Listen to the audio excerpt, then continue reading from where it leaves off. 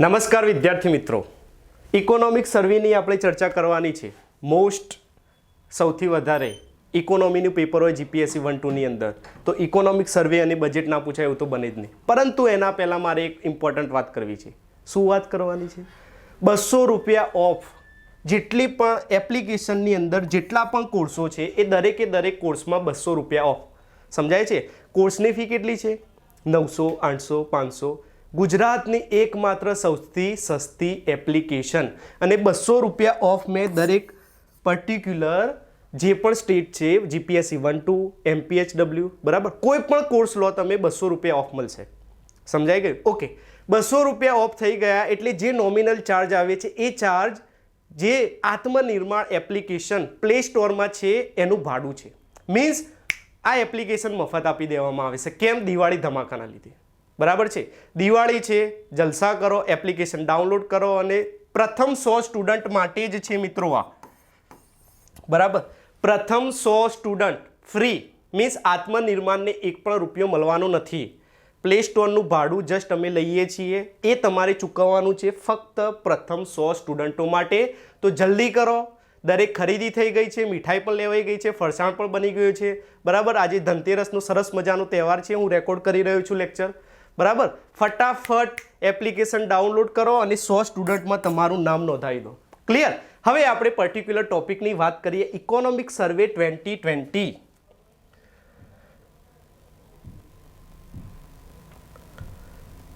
Okay, economic survey 2020 શરૂઆત કેવી રીતે કરીશું મિત્રો? સૌથી પહેલા ઇકોનોમિક સર્વે છે શું એની ડેફિનેશન આપણને ખબર હોવી જોઈએ. તો દેશના અર્થતંત્રની એવી સત્તાવાર આવૃત્તિ કે જેની અંદર ઇકોનોમીના રિલેટેડ બધા જ ડેટા પ્રસ્તુત કરવામાં આવે છે. ખબર પડી કે ઇકોનોમિક સર્વે શું છે?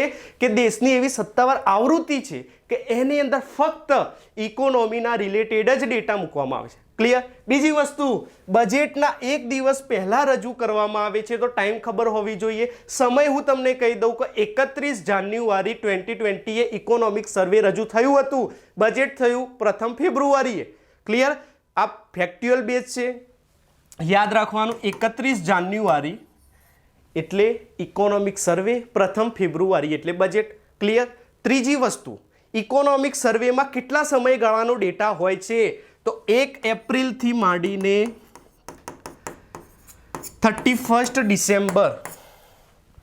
કેટલો સમયગાળો? 1 એપ્રિલથી માંડીને 31 ડિસેમ્બર. બરાબર છે. જાન્યુઆરી, ફેબ્રુઆરી, માર્ચ 2020નો ડેટા આવશે નહીં. તો આ સમયગાળો તમારે યાદ રાખવાનો. ત્રીજી વસ્તુ, બંધારણમાં ઇકોનોમિક સર્વેનો ઉલ્લેખ છે નહીં. બરાબર, એકચ્યુઅલી બંધારણમાં બજેટનો પણ ઉલ્લેખ નથી. બજેટ શબ્દ તો કોઈ જગ્યાએ છે જ નહીં.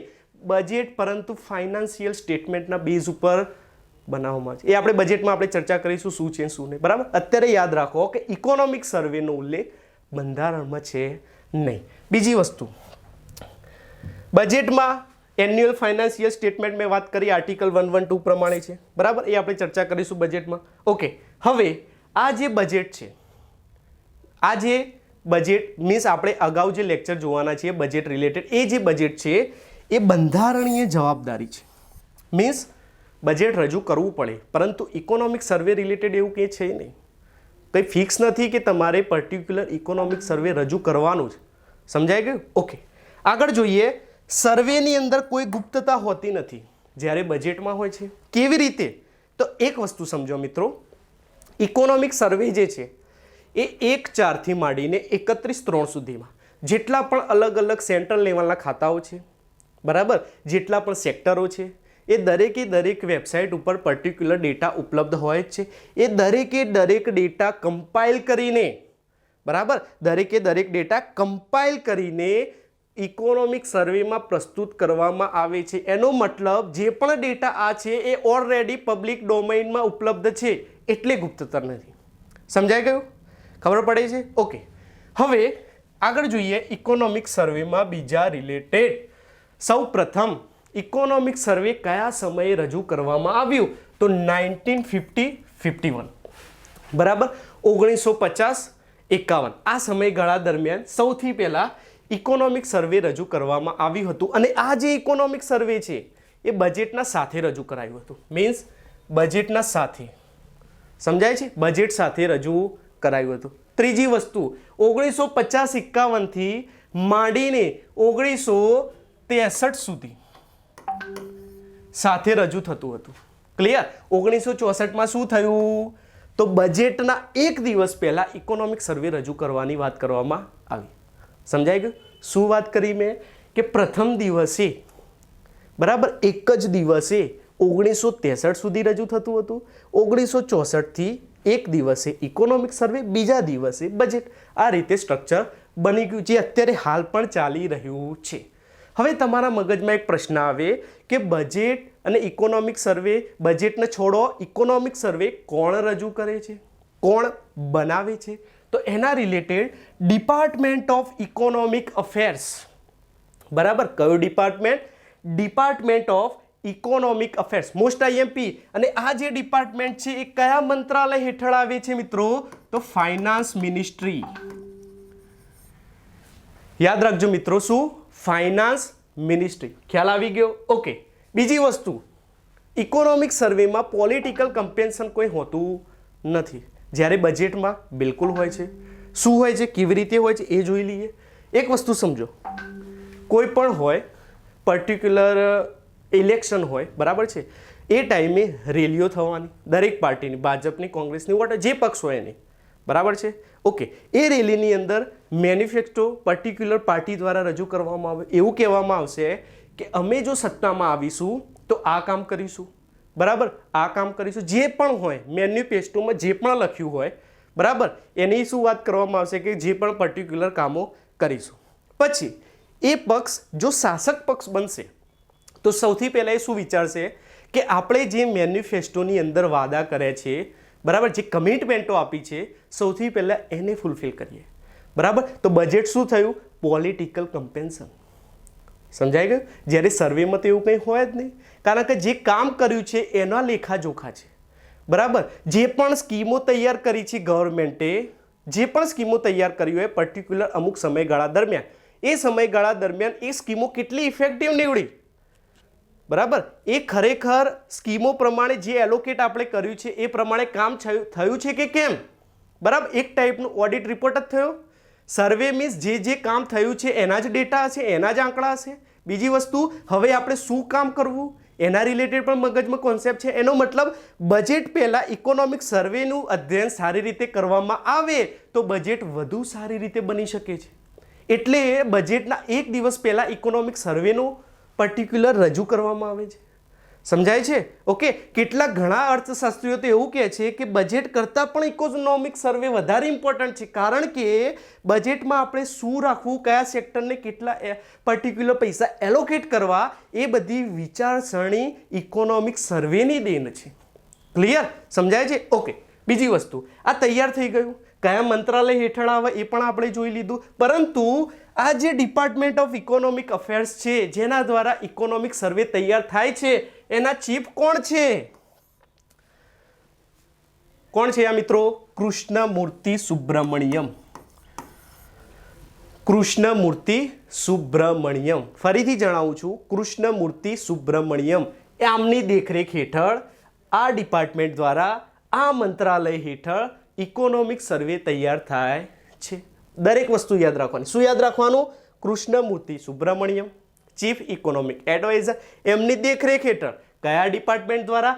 તો ડિપાર્ટમેન્ટ ઓફ ઇકોનોમિક અફેર્સ દ્વારા. આ ડિપાર્ટમેન્ટ કયા મંત્રાલય હેઠળ આવે છે? તો મિનિસ્ટ્રી ઓફ ફાઇનાન્સ.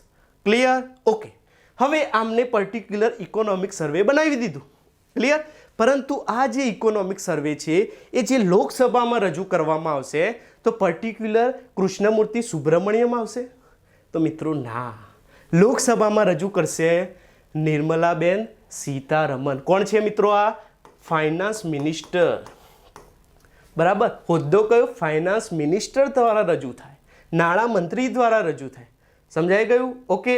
આગળ જોઈએ.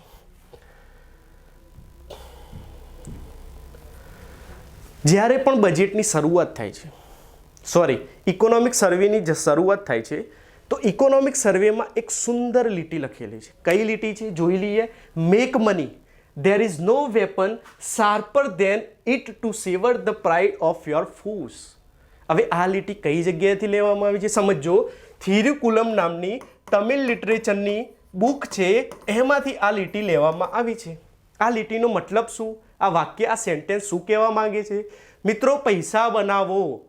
બરાબર, પૈસા બનાવો, કારણ કે પૈસા બનાવેલા હશે તો એ જે બાબત છે એ દુશ્મનોનું ઘમંડ તોડવા માટે એનાથી કોઈ સારી વસ્તુ છે નહીં.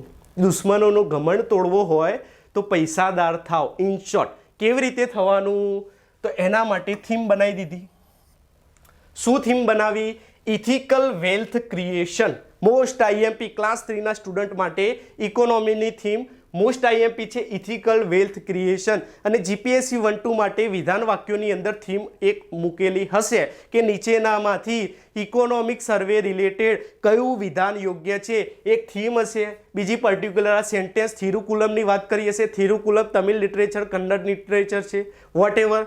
બરાબર, કોઈ પણ વાક્ય હશે, 4 વાક્યો બનાવી દીધા હશે, તમને પૂછશે કે બોલો જવાબ આપો, તો આપણને ખબર હોવી જોઈએ. ક્લિયર? હવે આ આપણે આ થીમ બનાવી, ઇથિકલ વેલ્થ ક્રિએશન, પૈસા બનાવવાની વાત કરવામાં આવી, પણ એના માટે એક વિચાર છે. શું વિચાર છે? તો જુઓ, ઇકોનોમિક સર્વે કયો કલર છે? લવંડર કલર છે.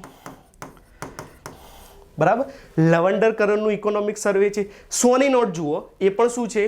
લવંડર કલરની છે. તો આ ખબર ના પડી કેવી રીતે કામ કરે છે. 100ની નોટ મૂકી છે, ઇકોનોમિક સર્વે આ છે શું? તો એ સમજો. સૌથી જૂનું નાણું કયું? ભારતનું સૌથી જૂનું નાણું કયું? 100 રૂપિયા. બરાબર, અને ઇકોનોમિક સર્વે અત્યારે હાલ લવંડર કલરમાં આવ્યું. હવે સૌથી જે જૂનું નાણું છે એની અત્યારે હાલ નવી નોટનો કલર શું? લવંડર. સમજો, સૌથી જૂનું નાણું છે 100 રૂપિયા અને એ જૂના નાણાંનો અત્યારે હાલ કલર શું છે? લવંડર. એનો મતલબ શું થયો? એક જૂની વસ્તુ આપણે પકડી અને એક નવી વસ્તુ પકડી. તો આ જ કામ કરવાનું છે. શું કરવાનું છે? કે જૂની વસ્તુ જે છે એને સારા કપડાં પહેરાવીને નવી બનાવીને પ્રેઝન્ટ કરવાની. કેવી રીતે કરવાની એવું સમજાવું છું. એના માટે જ હું આવ્યો છું. બરાબર છે? શું વાત કરી છે? જૂનું જે પર્ટિક્યુલર નાણું છે એ બેઝ ઉપર જૂનામાંથી શું શીખવાનું અને નવું સારું બનાવવાનું. શું બનાવવાનું જોઈ લઈએ. જુઓ, આ જે ચાર્ટ છે મિત્રો, બરાબર, એ ભારતની અર્થવ્યવસ્થા દર્શાવે છે. આની અંદર 1900 પહેલાંનો જે સમયગાળો છે, બરાબર, 1900 પહેલાં 1950થી 1800 પહેલાંનો સમયગાળો સમજીએ. એની અંદર ભારતની અર્થવ્યવસ્થા જુઓ. આ જે યલો માર્ક છે મિત્રો, અહીંયા પણ દર્શાવી છે ઇન્ડિયા, તમે જોઈ શકો છો. આ જે યલો પોર્શન છે, બરાબર, આ ભારતની અર્થવ્યવસ્થા છે. કેટલા % હિસ્સો છે? એપ્રોક્સ 3/4% હિસ્સો છે મિત્રો. તમે જોઈ શકો છો. અને એક સમય એવો આવે છે કે ચાઇના કરતાં પણ વધારે પોર્શન છે. બરાબર, ભારતની અર્થવ્યવસ્થા વિશ્વ સ્તરે કેટલી બધી સમૃદ્ધ છે તમે જોઈ શકો છો. તો આ જે જૂની બાબત છે એ પકડવાની છે. બરાબર, આપણે ગર્ભ શ્રીમંત હતા એવું, રાજાશાહી ધરાવતા હતા, એટલા બધા પૈસા હતા, એ વાત છે આ. બરાબર, પૈસાનું ક્રિએશન, વેલ્થ ક્રિએશન કરવાનું છે. તો આ જૂની બાબત પકડવાની છે કે પહેલાં જે આપણે સૌથી વધારે પૈસા ધરાવતા હતા, જે સ્ટ્રક્ચર હતું એ સ્ટ્રક્ચર પાછું લાવવાનું છે, નવું. બરાબર, મતલબ સૌથી જૂની નોટ શું હતી? 100 રૂપિયાની. નવી નોટ શું છે? લવંડર. એટલે કલર રાખ્યો ઇકોનોમિક સર્વેનો લવંડર. આ કોન્સેપ્ટ પકડવાનો છે એટલે. ક્લિયર? પછી જુઓ, જેમ જેમ આગળ વધીએ છીએ અંગ્રેજોની અહીંયા એન્ટ્રી થાય છે એટલે આપણી અર્થવ્યવસ્થા સંકુચિત થવા લાગી. બરાબર છે? અહીંયા જુઓ, સંકુચિત થતી ગઈ અને 1947 આપણે આઝાદ થયા. એના પછી પણ એ જ સિચ્યુએશનમાં આપણે આગળ વધી રહ્યા છીએ. તો આ વસ્તુ ચાલે નહીં. બરાબર, તો આ વસ્તુ ચાલે નહીં. એના માટે આપણે શું કરવું? તમે જોઈ શકો છો અહીંયા જ્યારે 1947 આપણે આઝાદ થયા એ ટાઈમે ચાઇના અને ભારત બે સમકક્ષ હતા. ચાઇનાનો પોર્શન અને ભારતનો પોર્શન બંને સમકક્ષ હતો વિશ્વ સ્તરે અર્થવ્યવસ્થામાં. પરંતુ ચાઇનાએ પછી ડેવલપિંગ કર્યું અને ધીમે ધીમે પોતાનો વિસ્તાર વધાર્યો. શામાં? પર્ટિક્યુલર અર્થવ્યવસ્થામાં. અને વિશ્વ સ્તરે ચાઇના સૌથી મોટી અર્થવ્યવસ્થા તો નથી, પરંતુ ઘણું એવું પોતાની અર્થવ્યવસ્થાનો હિસ્સો વિશ્વ સ્તરે ધરાવે છે, જ્યારે ભારત નહીં. તો એના માટે વાત કરવાની છે. વેલ્થ ક્રિએશન માટે શું કરવું, એક કોન્સેપ્ટ છે, એક મોડલ છે. એ મોડલ રિલેટેડ અને ઇકોનોમિક સર્વે રિલેટેડ જેટલી પણ બીજી બધી માહિતી છે એ આપણે ચર્ચા કરીશું બીજા પાર્ટની અંદર. ઓકે, જય હિન્દ, જય ભારત, વંદે માતરમ.